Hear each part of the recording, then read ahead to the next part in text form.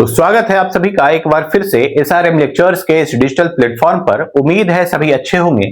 आज हम जिस टॉपिक के बारे में बात करने वाले हैं वो होने वाला है डायग्नोसिस ऑफ प्रेगनेंसी। मतलब आप प्रेगनेंसी को कैसे डायग्नोज कर सकते हो, कैसे आप बता सकते हो कि ये वुमेन प्रेग्नेंट है, या प्रेगनेंसी में कौन कौन से साइन एंड सिम्टम्स देखने को हमें मिलते हैं, क्या चीजें देखने को मिलती है। इन चीजों को समझने से पहले आपको ये चीज पता होना चाहिए दैट प्रेगनेंसी होती क्या है। What is pregnancy? प्रेगनेंसी क्या है समझना। बहुत सारी चीजें ऐसी होती है जिसके बारे में हमें पता तो होता है बट हम अपने फीलिंग को एक्सप्रेस नहीं कर पाते। तो आप समझिएगा क्या होता है प्रेगनेंसी। प्रेगनेंसी एक टाइम ड्यूरेशन है, या एक पीरियड है, या एक फिजियोलॉजिकल स्टेट है जिसमें एक वुमेन अपने वोम के अंदर यूट्रस में एक एम्ब्रियो को या एक फिटस को कैरी करती है from the day of the fertilization till birth.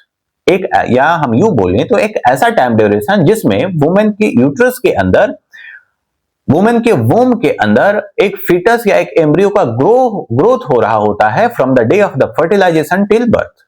और ये जो ड्यूरेशन होता है, ये जो प्रेगनेंसी की ड्यूरेशन होती है, ये 10 ल्यूनार मंथ हो सकता है, 9 मंथ 7 डेज हो सकता है। अगर आप इंग्लिश कैलेंडर से देखो तो डे से अगर आप काउंट करो तो 280 डेज का हो सकता है, और अगर हम इसको वीक्स के रूप में देखें तो 40 वीक्स हो सकता है।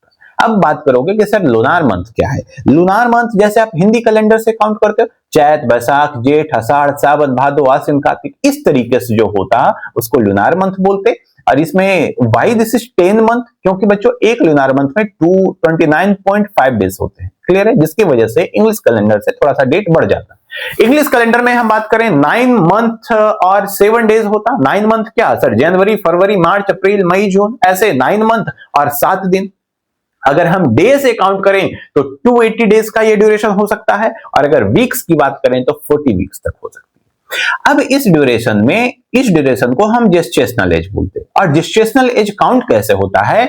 तो उस वुमेन को जो प्रेग्नेंट है, जिसके अंदर प्रेगनेंसी आप टेस्ट कर रहे थे, डायग्नोज कर रहे थे, उनकी जो लास्ट मेंस्ट्रुएशन पीरियड का, मेंस्ट्रुअल पीरियड का जो फर्स्ट डे था, उस डे से काउंट होता है जेस्टेशनल एज। मतलब फॉर एग्जांपल, अगर कोई किसी वुमेन को 28 जनवरी को लास्ट LMP था, मतलब लास्ट मेंस्ट्रुअल पीरियड का डेट था 28, और लास्ट मेंस्ट्रुअल पीरियड का फर्स्ट डे था कब? 28 जनवरी। तो और उसके बाद उनको पीरियड नहीं आया, तो हम 28 जनवरी से काउंट करेंगे। कब सर? 28 जनवरी से आप काउंट कर लीजिए 9 कैलेंडर मंथ 7 डेज, या 10 ल्यूनार मंथ, या 280 डेज, या 40 वीक्स, और जो निकल कर आएगा वो आपका जेस्टेशनल एज होगा।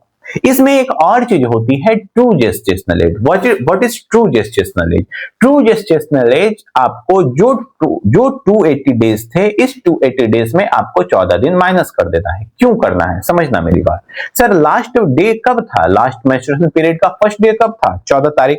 तो इसी दिन तो फर्टिलाइजेशन नहीं हो गया होगा ना, इसी दिन ओव्यूलेशन नहीं होगा ना। ओव्यूलेशन कब होगा? सर अगली जो पीरियड आने वाली थी, अगली पीरियड कब आती? सर 28 दिनों के बाद आती। इस 28 दिन से 14 दिन पहले, इस 28 से 14 दिन पहले क्या आता, क्या होता? सर ओव्यूलेशन होता, और इसी ओव्यूलेशन में 24 से 72 घंटे का टाइम ड्यूरेशन होता है। इसी के बीच में कहीं ना कहीं फर्टिलाइजेशन हुआ होगा। तो इसमें से आपको क्या करना है? सर आपको 14 दिन को माइनस कर देना है। तो अगर आप 280 डेज में 14 डेज को माइनस करोगे तो निकल के कितना आएगा? सर 266 डेज आते हैं, और ये आपका ट्रू जेस्टेशनल एज होता। क्यों हमने इसको 14 दिन से माइनस किया? क्योंकि सर फर्टिलाइजेशन इस दौरान तो हुआ नहीं होगा, 14 दिनों के बाद ही हुआ होगा। मतलब जो अगला जो पीरियड आता, जो एक्सपेक्टेड डे ऑफ पीरियड था, मेंस्ट्रुअल साइकिल का जो अगला एक्सपेक्टेड डेट था, उससे 14 दिन पहले इनका फर्टिलाइजेशन हुआ होगा, ओव्यूलेशन हुआ होगा, और उस दिन से हम काउंट करते हैं ट्रू जेस्टेशनल एज को। क्लियर है? चलिए ठीक।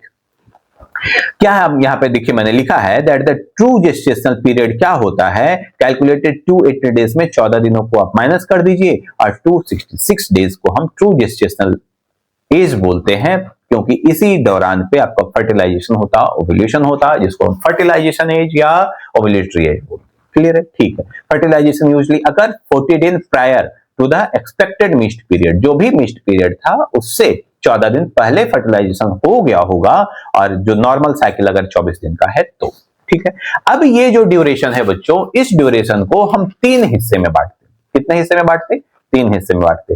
क्या क्या हो सकता है वो 3 हिस्सा? समझना मेरी बात, वो 3 हिस्से क्या हो सकते? हमने इसको 3 हिस्से का मतलब 3 ट्राइमेस्टर में बांटते। किसमें बांटते? 3 ट्राइमेस्टर में। सबसे पहले first trimester, second trimester and third trimester. First trimester, second trimester and third trimester. First trimester क्या सर? फर्स्ट ट्राइमेस्टर का मतलब हुआ सर 0 से लेकर के 12 वीक्स। 12 वीक्स, इसको हम क्या बोलते? First trimester. क्लियर है। दूसरा सेकेंड ट्राइमेस्टर 13 से लेकर के 28 वीक्स, इसको हम सेकेंड ट्राइमेस्टर बोलते हैं। और 29 से लेकर के टिल डिलीवरी, इसको हम थर्ड ट्राइमेस्टर बोलते हैं। अगर हम डे की बात करें तो 0 से लेकर के 84 डेज तक, 84 डेज होता फर्स्ट ट्राइमेस्टर में।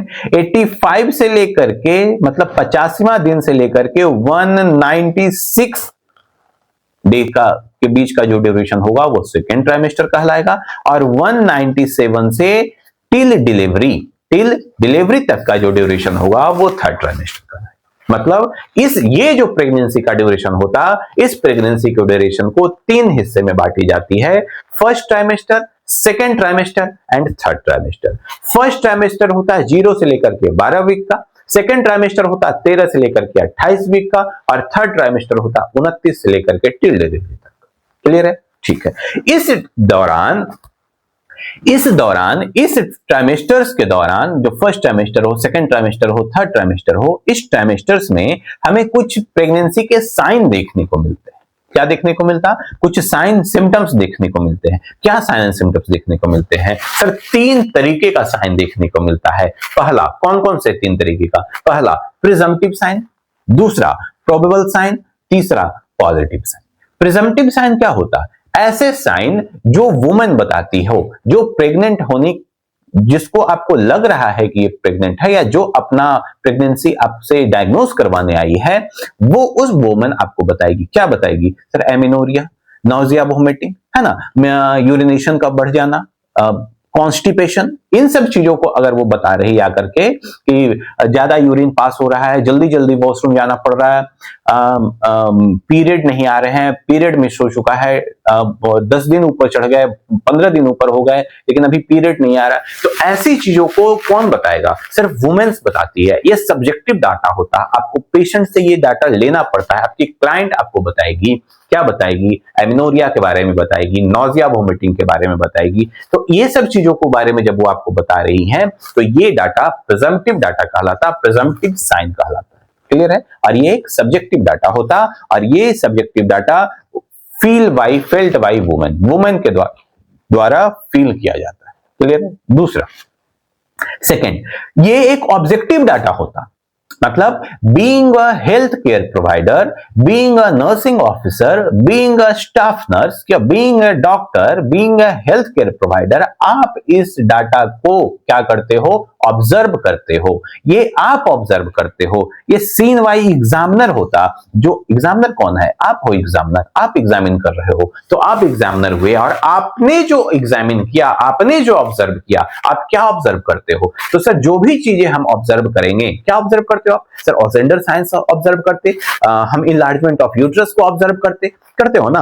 और क्या करते हैं सर? हम बैलोटमेंट को ऑब्जर्व करते हैं, पैल्मर साइंस, चैडविक साइंस, जैगमर साइंस, जो भी साइंस आप ऑब्जर्व करते, ये सभी साइंस जो है वो क्या होते हैं? फेल्ट बाय एग्जामिनर होते। ये एक ऑब्जेक्टिव डाटा होता, और ऐसे साइन को हम प्रोबेबल साइन बोलते हैं। क्या बोलते? प्रोबेबल साइन बोलते हैं। एक एक साइन को हम अभी एक्सप्लेन करेंगे, थोड़ा वेट कीजिएगा। हाँ, ये वीडियो थोड़ी सी लंबी हो जाएगी, क्योंकि आप ज्यादा देर तक टिक नहीं पाते हो, जल्दी जल्दी भागने की कोशिश करते हो। तो मैंने इस वीडियो को थोड़ा कुछ पार्ट्स में डिवाइड कर दिया है, छोटे छोटे पार्ट्स में डिवाइड कर दिया है, ताकि आपका ज्यादा समय इसमें बर्बाद ना हो। चीजों को का कंटेंट बहुत होती है मेरे वीडियोस में, आपने ये देखा होगा। जो भी कुछ भी होता है, मैं हर चीज वो देने की कोशिश करता हूं। मेरा टारगेट ही होता है कि मैं 200% दूं।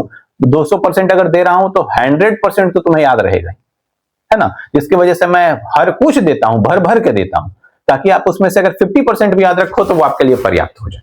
क्लियर है? चलिए ठीक है। तो हम क्या बात कर रहे थे सर? हम प्रोबेबल साइन की बात कर रहे थे। थोड़ा पेशेंटली सुनिएगा, भागिएगा मत, आराम से सुनते जाइएगा, काफी इंफॉर्मेटिव क्लास होने वाली है आज की।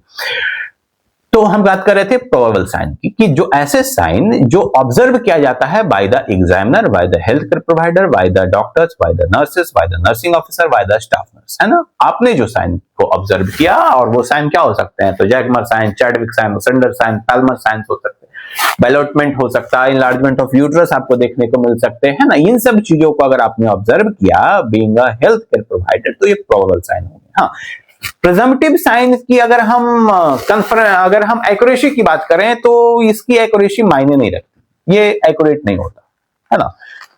कोई और भी कारण से ऐसे सिम्टम्स आपको देखने को मिल सकते हैं, तो ये एक्यूरेट डाटा तो नहीं होता। दूसरा, प्रोबेबल साइन हाँ ना में होता है, आप कंफर्म तो नहीं बोल सकते, हो भी सकता है, नहीं भी हो सकता है, तो आप 100% श्योर तो यहां भी नहीं रहते, है ना?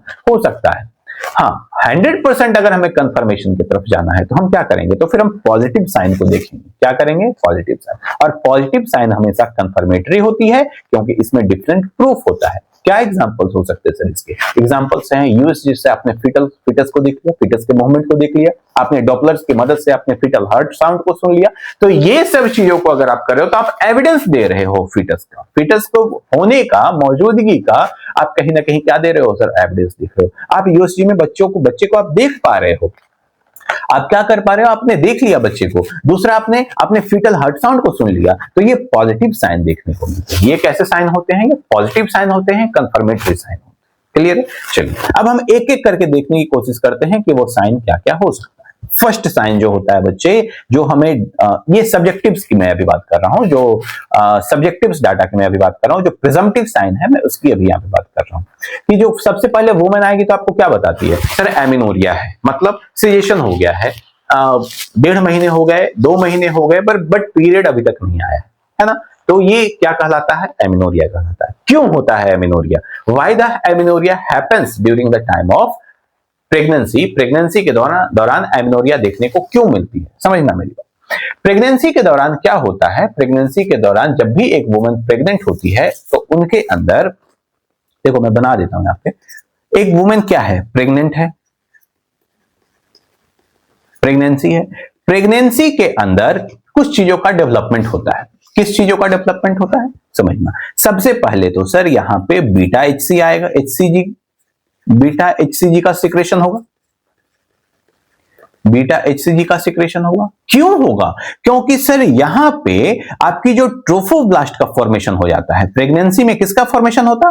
फॉर्मेशन किसका होता सर? ट्रोफोब्लास्ट का, ट्रोफोब्लास्ट का, ट्रोफोब्लास्ट का। और ट्रोफोब्लास्ट क्या करता है? तो सिक्रेट करता है किस चीज को सर? बीटा एचसीजी को। अगर आप थोड़ा और डिटेल में जाने की कोशिश करो, तो प्रेगनेंसी में क्या होता? ब्लास्टोसिस्ट का फॉर्मेशन होता। ब्लास्टोसिस्ट दो चीजों को बनाता, एक तो ट्रोफोब्लास्ट को और दूसरा इनर सेल मास को, जिसको हम आउटर सेल मास और इनर सेल मास को। क्लियर है? अब ये ट्रोफोब्लास्ट दो और चीजों को बनाएगा। क्या बनाएगा सर? एक सिनसाइटोट्रोफोब्लास्ट को और दूसरा साइटोट्रोफोब्लास्ट को। सिनसाइटोट्रोफोब्लास्ट आपकी बीटा एचसीजी के सिक्रेशन के लिए रिस्पॉन्सिबल होता है। तो मैंने क्या बताया? मैंने ये बताया कि प्रेगनेंसी है, प्रेगनेंसी के अंदर ब्लास्टोसिस्ट का फॉर्मेशन हुआ, ब्लास्टोसिस्ट ने से ट्रोफोब्लास्ट और इनर सेल मास का फॉर्मेशन हुआ, इनर सेल मास ट्रोफोब्लास्ट से दो चीजों का फॉर्मेशन हुआ, एक साइटोट्रोफोब्लास्ट, दूसरा सिनसाइटोट्रोफोब्लास्ट। साइटोट्रोफोब्लास्ट रिलीज करता है बीटा एचसीजी को। किसको रिलीज करता? बीटा एचसीजी को। Very good. अब ये बीटा एचसीजी का सिक्रेशन हो रहा है। ये बीटा एचसीजी मेंटेन करके रखेगा, क्या करके रखेगा? मेंटेन, मेंटेन किसको करेगा?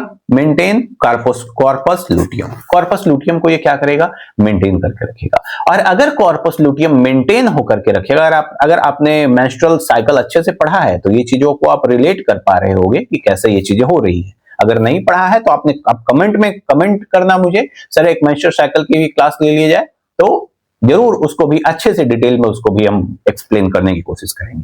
तो जो कॉर्पस लूटियम जो होती है, ये क्या करती है बच्चे? ये सर प्रोजेस्टेरोन के लेवल को मेंटेन करके रखता है। क्या करता है? जो कॉर्पस लूटियम को मेंटेन कर, और ये कॉर्पस लूटियम क्या करेगा? सीक्रेट करता है किस चीज का सर? प्रोजेस्टेरोन को। किसका? प्रोजेस्टेरोन को,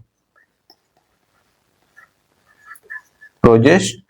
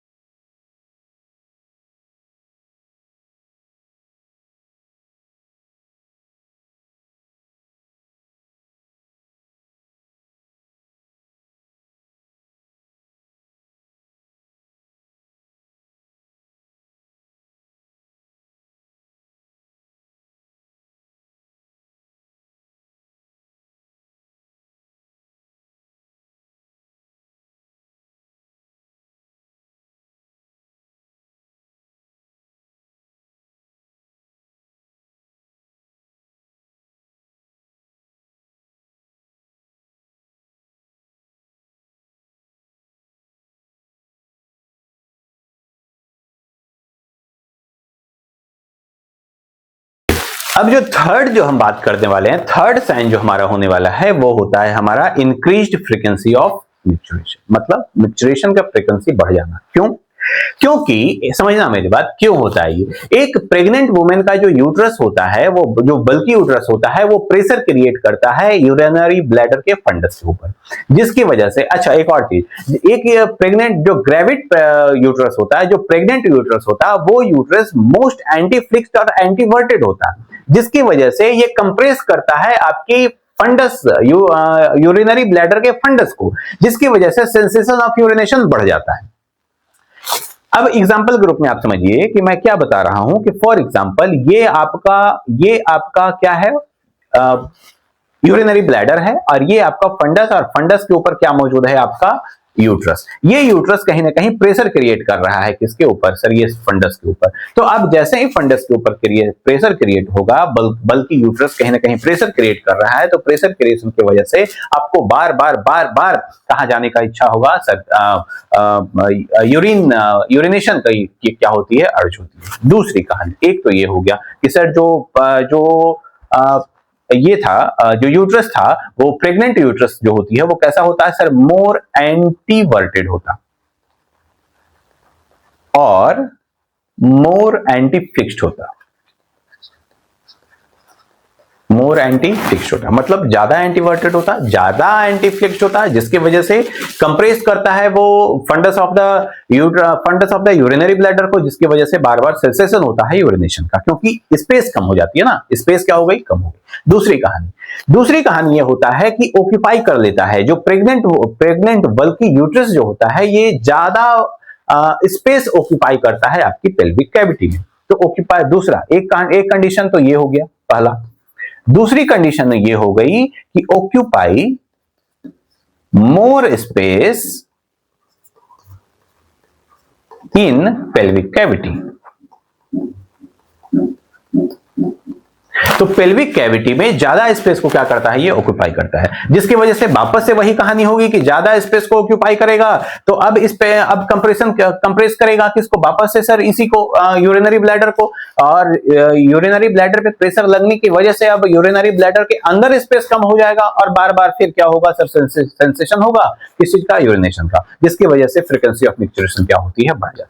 क्लियर है? तो एक प्रेग्नेंट वुमेन में due to the compression of the urinary bladder, आपका जो यूरिनेशन की जो फ्रीक्वेंसी थी वो क्या होती है, बढ़ जाती है। एक और चीज सर, 8 से 12 वीक तक ये ज्यादा होता है, 8 से 12 वीक के बाद ये कम हो जाता है। क्यों? समझना मेरी बात। 8 से 12 वीक के बाद अब जो आपका यूट्रस होगा, वो यूट्रस स्ट्रेटन अप हो जाता, सीधा ऊपर की तरफ जाता, और एब्डोमिनल कैविटी का ये हिस्सा बन जाता। मतलब अब यूट्रस एब्डोमिनल कैविटी का हिस्सा होता, एब्डोमिनल रीजन का हिस्सा हो जाता, जिसकी वजह से प्रेशर रिलीज हो जाता है यूरिनरी ब्लैडर पे, और अब वापस से वो स्थिति सामान्य हो जाती है। तो ये जो मोस्टली देखने को मिलते हैं, ये 8 से लेकर के 12 वीक तक देखने मिलते हैं। 12 वीक के बाद ये सिम्टम क्या होता है, डिसअपियर हो जाता है। क्या हो जाता है, डिसअपियर। एक और चीज समझिए, due to the changes in the maternal osmoregulation के अंदर चेंजेस की वजह से आपको थ्रस्ट ज्यादा देखने को मिलता है। थ्रस्ट मतलब ज्यादा प्यास लगता, आप ज्यादा पानी पीते हो तो सर पोलियोरिया तो ज्यादा होगा ही, है ना, यूरिन तो ज्यादा निकलेगा ही, क्योंकि आपने वाटर का कंजप्शन बढ़ा दिया, तो सर पोलियोरिया तो बढ़ेगा। वाटर का कंजप्शन एक और वजह से बढ़ती है बच्चों, क्योंकि वहां उस दौरान ब्लड की वॉल्यूम भी बढ़ानी होती है, तो आपकी बॉडी कुछ ऐसे रिएक्ट करती है कि वो ब्लड का वॉल्यूम क्या करना है, उसको इंक्रीज करना है। तो ब्लड का वॉल्यूम को बढ़ाने के लिए ज्यादा अमाउंट ऑफ वाटर की जरूरत पड़ती है, थ्रस्ट, ज्यादा अमाउंट ऑफ वाटर की जरूरत पड़ती है, जिसकी वजह से थ्रस्ट आपको फील होता है, और थ्रस्ट में आप जैसे आप पानी पीते हो तो सर इसकी वजह से पोलियोरिया देखने को मिलता है। क्लियर है? तो ये दो कंडीशंस हो सकते हैं कि सर जिसके वजह, एक तो एंटीवर्टेड एंटीफ्लिक्स्ड यूट्रस है जो कि प्रेशर क्रिएट कर रहा है, और अब यूरिनरी ब्लैडर के अंदर स्पेस नहीं बच रहा है, तो बार बार यूरिनेशन की इच्छा होती है, या मिक्चुरेशन का फ्रीक्वेंसी बढ़ जाता है। दूसरा, पेल्विक कैविटी में यूट्रस अब ज्यादा स्पेस ऑक्यूपाई कर रहा है, जिसकी वजह से भी अब स्पेस नहीं बचेगा यूरिनरी ब्लैडर के लिए, और फ्रीक्वेंसी ऑफ मिक्चुरेशन बढ़ जाएगा। और 8 से 12 वीक के बाद ये कहीं ना कहीं सडफ हो जाती है ये साइन। क्यों? क्योंकि सर अब जो यूट्रस होगा, यूट्रस बिकम एब्डोमिनल, यूट्रस क्या होता है, एब्डोमिनल कैविटी का हिस्सा बन जाता है, एब्डोमिनल रीजन का हिस्सा बन जाता है, जिसकी वजह से अब प्रेशर रिलीज हो जाता है यूरिनरी ब्लैडर पे, और अब ये सिम्टम्स देखने को नहीं मिलते हैं 8 से 12 वीक के बाद। चौथी जो कहानी है बच्चे, वो है हमारा ब्रेस्ट डिस्कम्फर्ट, मतलब feeling of fullness and pricking sensation, ऐसा लगेगा कोई सुई चुभ हो रहा है ड्यू टू द मैमोजेनेसिस। ये एक और चीज होती है यहाँ पे, क्या होती है, मैमोजेनेसिस। मैमोजेनेसिस मतलब ये कि ग्रोथ होता है, डेवलपमेंट होता है किसका, आपकी मेमरी ग्लैंड का, जो आपका नहीं, जो फीमेल जो प्रेग्नेंट है, मैं उनकी बात कर रहा हूं कि प्रेग्नेंट फीमेल की जो मेमरी ग्लैंड है उसका ग्रोथ डेवलपमेंट देखने को मिलता है, जिसे हम मैमोजेनेसिस बोलते हैं। तो मैमोजेनेसिस की वजह से भी ब्रेस्ट के अंदर डिस्कम्फर्ट देखने को मिलता है। क्लियर है? चलिए ठीक है। नेक्स्ट है आपका फटीग। फटीग क्यों होगा? Due to nausea and vomiting. Nausea है, वोमिटिंग है, इलेक्ट्रोलाइट अगर लॉस हो रहा है तो आपको कहीं ना कहीं क्या देखने को मिलेगा, सिर्फ फटीग देखने को मिलता है। ठीक है, तो इसके बाद हम आगे जो बात है वो ऑब्जेक्टिव साइंस। तो चलिए ठीक है, ऑब्जेक्टिव साइंस को हम सेकंड क्लास में देखेंगे, सेकंड वीडियो में देखेंगे। तब तक के लिए थैंक यू। अगर आपको ये वीडियो पसंद आई है तो आप हमें लाइक करें, सब्सक्राइब करें। आप कमेंट में सेकंड पार्ट का डिमांड कर रख सकते हैं और जल्द ही आपको सेकंड पार्ट भी मिलेगा। तब तक के लिए पढ़ते रहिए। जय हिंद।